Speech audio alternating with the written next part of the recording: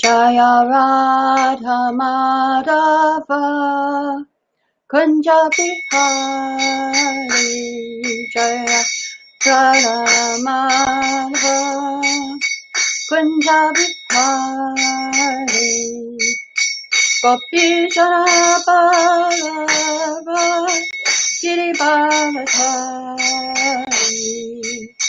Gopi Jana Ballabha Girivardhari Yashodanandana Rajanarandana Yashodanandana Rajanarandana Jamuna Tira Banachari Jamuna Tira Banachari Jaya Radha Madhava Kunja Bihari Jaya Radha Madhava Kunja Bihari Hare Krishna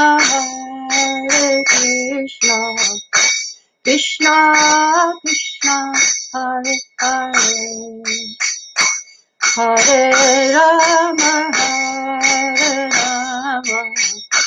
Rama Rama Hare Hare Hare Krishna Krishna Krishna Hare Hare Hare Rama Rama Rama Hare Hare Hare Krishna Krishna Krishna Hare Hare Hare Rama Rama Rama Hare Hare Hare Krishna Krishna Krishna Hare Hare Hare Rama Rama Rama Hare Hare Hare Krishna Krishna Krishna Hare Hare Hare Rama Rama Rama Hare Hare Hare Krishna Krishna Krishna Hare Hare Hare Rama Rama Rama Hare Hare Hare Krishna Krishna Krishna Hare Hare Hare Rama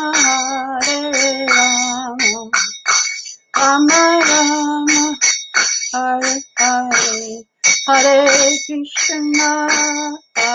Krishna Krishna Krishna Hare Hare Hare Rama Rama Rama Hare Hare Hare Krishna Krishna Krishna Hare Hare Hare Rama Rama Rama Hare Hare Hare Krishna Krishna Krishna Hare Hare Hare Rama Rama Rama Hare Hare Jaya Prabhupada Jaya Prabhupada, Jaya Prabhupada, Jaya Prabhupada, Jaya Prabhupada, Jaya Prabhupada, Jaya Prabhupada, Jaya Prabhupada. Jai Om Vishnupad Paramahansa Parivacharya Siddha Sarashishama Bhaktivedanta Swami Prabhupada Ki Jai. All glories to the assembled devotees. All glories to the assembled devotees. All glories to the assembled devotees. All glories to Shri Guru and Guru. Reading from Bhagavad Gita, chapter 10, verse 8. Aham sarvasya prabhavo matta sarvam bhavartate iti matva bhajante mam buddha bhava samantitaha. I am the source of all spiritual and material worlds. Everything emanates from me. The wise who know this perfectly engage in my devotional service and worship me with all their hearts. Mukkam karoti vachalam bhangam langayate krim yakripam tamaham vande Shri Gurum Dinatarinam. Om Ajnana Dimarantasya Gyananjana Shalakaya Chakshurmeditam Yena Tassamai Shri Gurave Namaha. So I'll read a little of the purport here. A learned scholar who has studied the Vedas perfectly and has information from authorities like Lord Chaitanya, and who knows how to apply these teachings, can understand that Krishna is the origin of everything in both the material and spiritual worlds. And because he knows this perfectly, he becomes firmly fixed in devotional service of the Lord. So there are different ways to look at this verse. I see it divided into two parts. First is Krishna is saying, everything comes from me. And the second part, he's saying, then if you know this, so this is Sambandha again, this is knowledge of Krishna. If you have this knowledge, then what will you do with it? You will engage, you will apply it. You will engage in devotional service, Sambandha Abhideya Prayojan. You will take this knowledge, everything comes from Krishna, and you will apply it. And so that's one way of looking at it. Another way of looking at it is that the principle that we are seeing here in this verse is that everything belongs to Krishna. And if we believe in this, if we are convinced that everything is coming from Krishna, everything belongs to him, then we will act in a certain way. Our behavior will follow. What would our behavior be if we actually believe that Krishna is the source of everything? And so if we believe that, our behavior will be, as the second half of this verse says, we will worship Krishna by devotional service with all our heart. So in the beginning of creation, there was the demigods were created before in the Sarga, before the universal form was made. There was no universal form. There was no universe. It was still during the time of Sarga, and there were parts of the body were there, like the nose, the eyes. They were not together. So demigods were wondering, how are we going to make an offering without anything to offer? So in response, the Lord Vishnu entered this universe, and he made the universal form. So from the universal form come all the ingredients for us to offer to Krishna. And so as he entered into the elements, they transformed into the gigantic form of the universe. And so we got the ingredients for sacrifice from his body, the body of universal form. The hairs of his body are the cause of all the plants, which are the subjis that we offer, the trees, and every herb and plant and tree has actually a purpose in the universal form of the Lord. It has a service, it has a meaning. So during the reign, during King Yudhishthir's rule, the clouds showered all the water people needed. The earth produced all necessities of man in profusion. And the rivers, the oceans, the hills, the mountains, the forests, the creepers, and the active drugs in every season paid their tax quota to the king in profusion. So did you know not only the people paid taxes, the trees, the hills, the mountains, they paid taxes to King Yudhisthira. They freely gave their minerals, their fruits, their flowers, their water, the oceans, the rivers gave their water. So when a king, a Krishna conscious king, is in charge of the earth, of the world, then everything runs very smoothly. Now we're seeing the opposite effect when you don't have a Krishna conscious king. And there is so many problems. The viruses come, and hurricanes are coming, and so many earthquakes. So these are real problems if there is not a Krishna conscious ruler. And so everything that we see in creation, every plant, every creeper has a service to perform to the universal form. Just like our body is made of cells, and all the cells together, when they are healthy, then the body can act perfectly. It can be healthy. So in the same way, we have the universal form of the Lord, and when everybody's in cooperation together, then we have a healthy universe. We have a healthy world.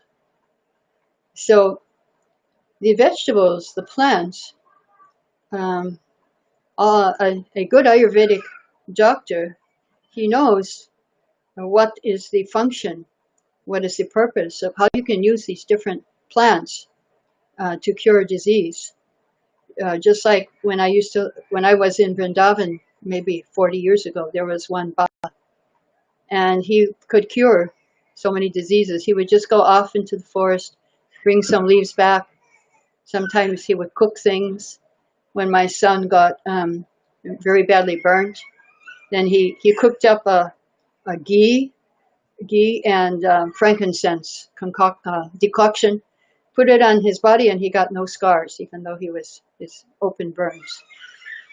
So the medicine is there. If you go to the remote villages in India, then there are still doctors there that know the purpose of all these plants. Srila Prabhupada, he was giving an example of himself. Well, he said he read in the Ayurvedic medicine that there is a root of a tree, or a plant, if you touch it to the side of your mouth, all the germs collected in the teeth will come out. So he said in 1931 or 32, he said he had a very severe toothache, and he went to the dentist and nobody could help him. And his servant took him to the jungle, to the village, to some Ayurvedic doctor there, and he got cured. So in the Ayurveda, we can find out this root. If you touch it to the mouth, the germs will come out. And Prabhupada said, if there's itching, if there's something in your mouth, that's germs. Pains in the toe, these are all germs. So similarly, the plants, also the rivers have their function to give us water all year round. And during rainy season, the water is collected top of the hill and stocked there, and then it comes down. Just like in India, well, even here, I see in Alachua, very close to our house, there's a huge water tower. So the water's stocked up there, very high. And then it comes down for our use. And so everything in creation is in cooperation when there is a Krishna conscious king. And if you're disobedient, nature will give you punishment. And that's happening now. So we can control nature if we become devotees surrendered to Krishna. He also said in 1898, in 1900, he said there was a severe plague in Calcutta, and hundreds and thousands of people were dying. And he said he was a year and a half old when this happened. And he said when Babaji organized Sankirtan, Hare Krishna Sankirtan, and all the people, Hindu, Muslim, Christian, Parsi, everyone joined. And they were going house to house, and they came to Prabhupada's house, 151 Mahatma Gandhi Road. And Prabhupada was dancing in that kirtan, and the plague subsided. The plague stopped. So he said, yes, if we are Krishna conscious, then everything can be under control. So Krishna is giving us a chance in this human form of life. If we offer to him in sacrifice, then he will help us. Now, not everybody believes that. There are impersonalists who say, why should we worship God? I am God. But Prabhupada says that devotee, why does he worship the Lord? Why does he give things to Krishna? Because out of gratitude. He's grateful. We're grateful that Krishna has given me this opportunity to use this world, to use this body in his service. So everything is Krishna's property and no one can claim anything. So we like to offer things to Krishna out of gratitude. Krishna's not hungry, he's not poor, he doesn't need our food, he's not impressed with our giving him or our renunciation. And Prabhupada also gave the example in a lecture. If you suppose you walk into the Bank of America and you say, oh, I renounce this bank. Does it have any meaning? So that's the impersonalist idea. Or suppose you walk into the bank and say, oh, I offer this bank to Krishna. It's not yours. Everyone will laugh at you. But sometimes in the past, our Sankirtan devotees would do things like go into the supermarket and offer the whole supermarket. So whatever they ate from the supermarket was prasadam. So we want to offer to Krishna out of gratitude and out of love, out of devotion. So not only do we offer to Krishna, we offer to Krishna's devotees, Srila Prabhupada, and the devotees of the Lord. In the Bhagavatam, there is King Prithu, and he was given spiritual instruction by the four Kumaras. And after hearing their instruction, he wanted to offer something to them. And he said, it's my duty to offer you something, but all I possess are remnants of food taken by great saintly persons. What shall I give? So this is, yes, because everything belongs to Krishna, and if you're servant of Krishna, then everything belongs to you also. Sudama. Now, this is how we can offer with devotion. He didn't have anything to offer. He borrowed some broken chipped rice, and he offered to Krishna. And Krishna saw the love. Krishna saw the love in it. So there is a verse in 10th canto, chapter 22, verse 35. I probably told you this verse already, but that's okay. It's good to hear it again. That every living entity should serve the Supreme Personality of Godhead by his prana, his life, his artha, his wealth, his diya, intelligence, and vacha, words. So the verse goes, Etava jamma safalyam dehinam iha dehishu pranarthaitya vacha shaya acharanam sada. So best is to give your life. As when Srila Prabhupada had a meeting with His Holiness Bhakti Charu Maharaj, he told him, give this one life for Krishna. You have already spent billions and billions of lives in sense gratification, so give this one life for Krishna.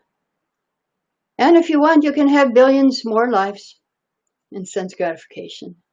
But the devotee, he wants to give this life for Krishna. So prana, he gives his prana, he gives his very life.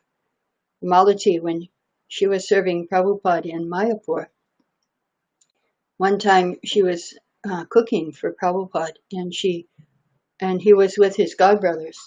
So she crawled into the room holding the plate and offered it up to Prabhupada. And Prabhupada told his godbrothers that she would cut her throat for me, and I would do the same for her. So this is the reciprocation. If you give your life to Krishna, Krishna will give his life to you also.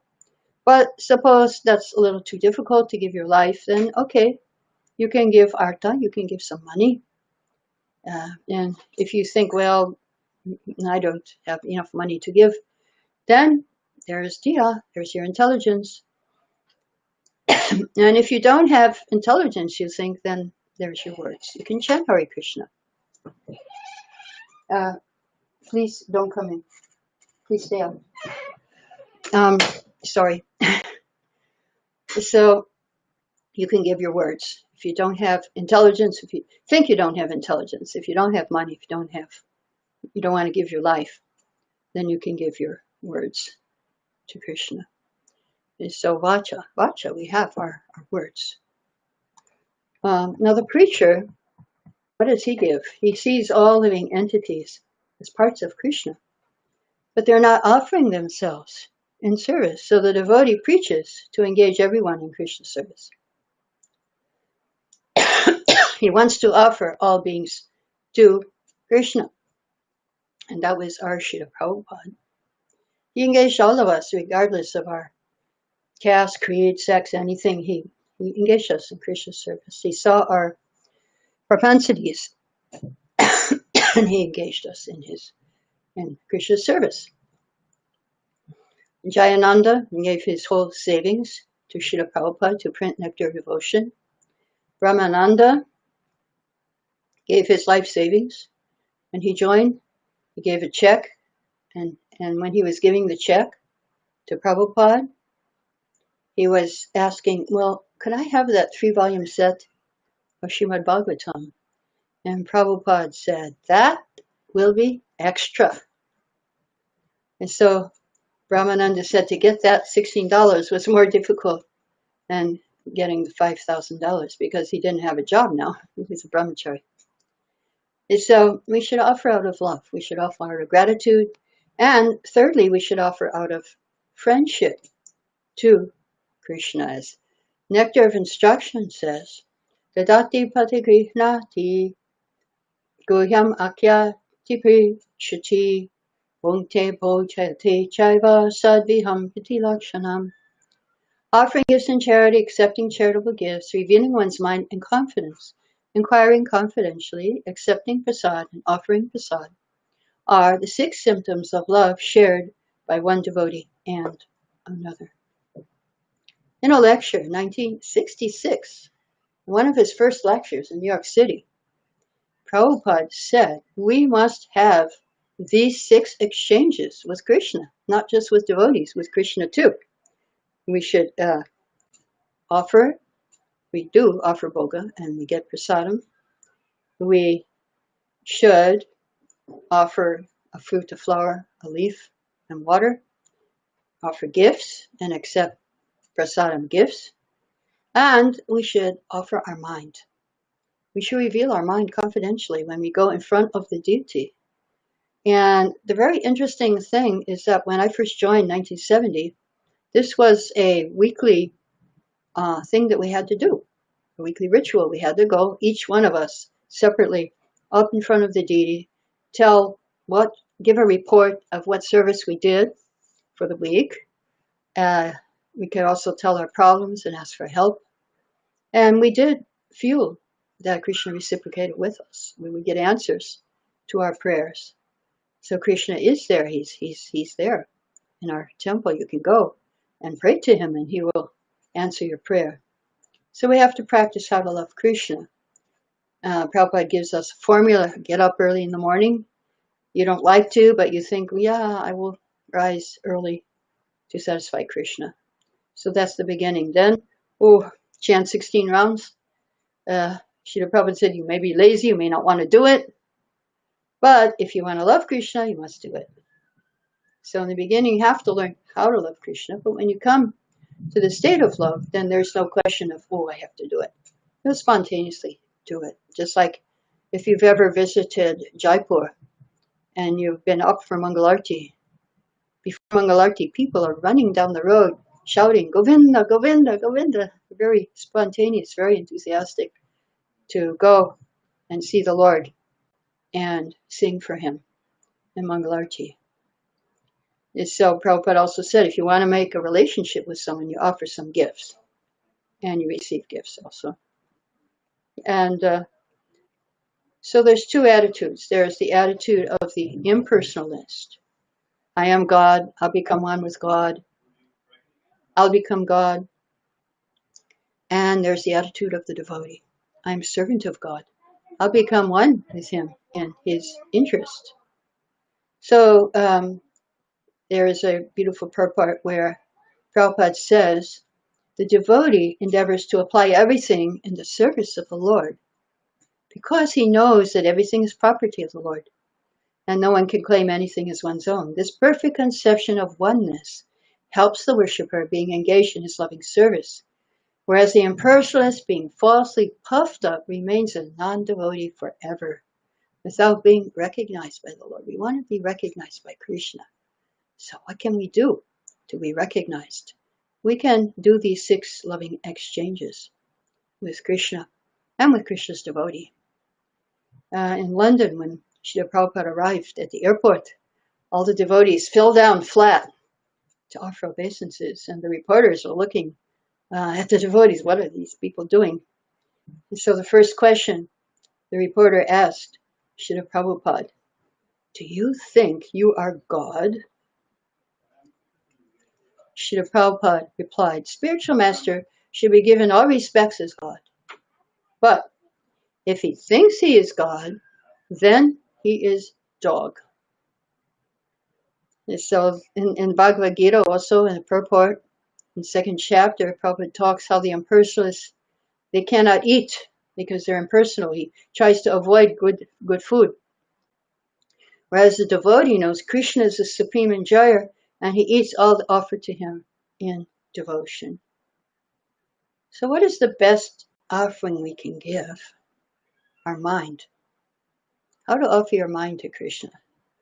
Well, if you look at Radharani's lotus feet, you will see the mark on her feet of the altar of sacrifice.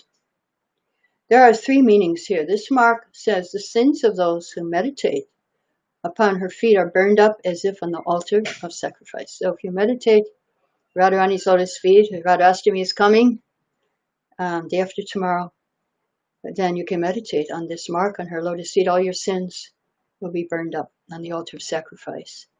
Now, second meaning, just as the universe is nourished by brahmanas offering fire sacrifices, those who offer their minds in sacrifice to her lotus feet stimulate universal nourishment that affects all of creation.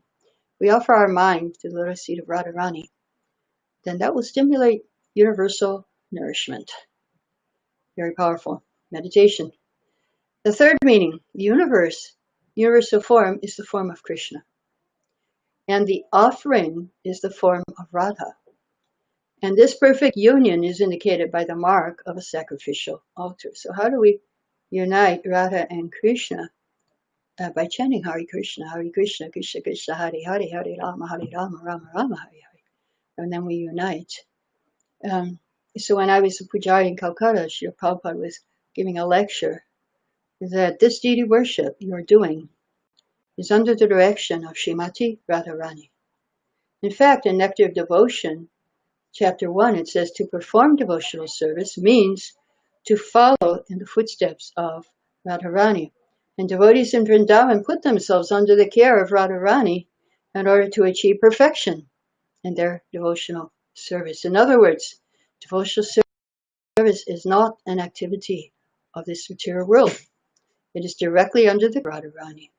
In Bhagavad Gita is confirmed the Mahatmas, the great souls, are under the protection of Daivi Prakriti, internal energy, Radharani. So this is in chapter 9, verse 14. Oh no, that's, verse 13. Chapter 9. Mahatmanastu mam partam daivim prakriti mashitaha. So this verse is explained by Srila Prabhupada in Nectar of Devotion by Sri Rupa Goswami, that this Daivi Prakriti mentioned in Bhagavad Gita is Srimati Radharani. It's good to know. And so the devotees are under her protection. We work under her protection. We have our choice. We can work under the protection of Durga, if you think that's protection, or you can work under the protection of Srimati Radharani. So if we work under the protection of Radharani, Prabhupada's Nectar Devotion says it will attract even Krishna himself. One time, I was giving a lecture and somebody asked me, It was in Nepal. They worship Durga and Lord Shiva and Durga Devi. And they said, so they asked me, so Durga is our mother, right? And I said, yes, she's our mother of our material body. But Radharani is our spiritual mother. She takes care of our soul. And so we should take shelter of Srimati Radharani. We should follow the Mahatmas like Srila Prabhupada. Now the sage of Naimisharanya, while they were performing their fire sacrifice, they had a realization. This was Canto 1, Chapter 18, verse 12. Karman yasmin ana shvase dhumatum ratmanam pavam apai yayati govinda pada padmasavam madhu. We have just begun the performance of this fruitive activity, a sacrificial fire, without certainty of its result due to the many imperfections in our action. Our bodies have become black from the smoke, but we are factually pleased by the nectar of the lotus feet of the personality of Godhead, Govinda, which you are distributing. So that's the real sacrifice for this age. The real offering is to chant Harinam Sankirtan, Hare Krishna Mahamantra. And in this way we can unite Shri Radha and Krishna together. So I will stop here on this verse, but I would like to offer some glorification of Lalita Devi. It could be her appearance day today, or it could be tomorrow. But anyway, I'll say some prayers to Lalita.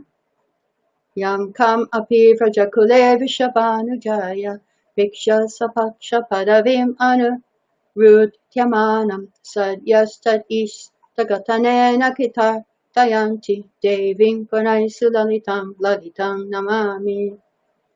I offer obeisance unto the supremely charming Shri Lalita Devi, treasure house of all good qualities. Upon seeing any young maiden anywhere in Vraj and discerning she is inclined towards her Priya Sakhi, Srimati Radhika, Lalita immediately tells Radha she must accept this person in her own party, Swapaksha. Radha obeys Lalita, who thus fulfills that maiden's desires. So this is Shasti Tirthi, the 6th day of the moon in Bhadra. It comes 2 days before Radhashtami, and so it appears that it would be today. And Lalita Devi, her complexion is more splendid than Gorochan, the bright golden pigment that comes when rainwater hits the head of a qualified cow. Anyway, Gorochan, it may be available in India, who wears a sari as beautiful as the colorful tail feathers of a dancing peacock, is embodiment of unlimited transcendental qualities, and is the Shiksha Guru of all the Sakhis in Srimati Radharani's group. Srimati Lalita, although herself a Nayika, heroine, and Yuteshri, group leader, is always eager to serve Srimati Radharani in various ways. Lalita Devi, famous as Anuradha, one who always follows Radha, is expert in dressing Radhika and in arranging her meeting with Krishna. And she also serves the divine couple by wiping the droplets of perspiration from their lotus feet when they engage in amorous pastimes in the kunjas of Vrindavan. She is Vama Prakara Sakhi, contrary and unsubmissive to Krishna, and uses harsh and cutting words to rebuke him when he tries to use clever and tricky words to pacify Srimati Radharani's anger. So then I'll read another verse, verse 5, in the Lalitastakam. Radham abhivrajapach kritam atmajena kutam kutaramana abhivilokya hitakshim vagvangvistam achirena vila jayantim devim ganaisalalitam namami. I offer obeisance to the abode of all good qualities, supremely charming Shri Lalita Devi, who upon hearing Shri Krishna speak, even a few shy words to Radhika, immediately becomes furious and shames Krishna with her biting, sarcastic remarks. You are so truthful and simple-hearted and such a chaste lover. Sarcastic. Sri Rupa Goswami, following in whose line we are known as Rupanugas, who is Rupa Manjari in Golok Vrindavan, is the principal Manjari serving under Srimati Lalita Devi, and is Lalita who brings the qualified jivas to the lotus feet of Srimati Radharani and engages them in her service. So Sri Rupa Goswami has composed Sri Lalitastikam, glorifying her auspicious qualities. The sadhakas, after getting their swarup as manjaris and learning how to serve the divine couple ways from Rupa Goswami and Guru Srila Prabhupada, train under the guidance of Lalita Devi. And then she takes to the lotus feet of Radharani. So this, in ISKCON Vrindavan, they celebrate this by offering new clothes to the deities, and she is glorified in the morning Bhagavatam class. So on this day, we beg everyone to please pray to Lalita Devi to cast her merciful glance upon us, make us her maidservants, so under her guidance and direction, we may be able to serve the divine couple Shri Shri Radha Shyam in the forest of Vrindavan, on the banks of Jamuna, filled with fragrant lotus flowers. So this is her appearance day today. So I will stop here at this point and see if there are any questions from anyone. We do have a chat here. I don't know if the online people can write something. I don't know if I can, I don't think I can tune into the temple, but if anybody can send a message to this online thing, then I can answer any question you have.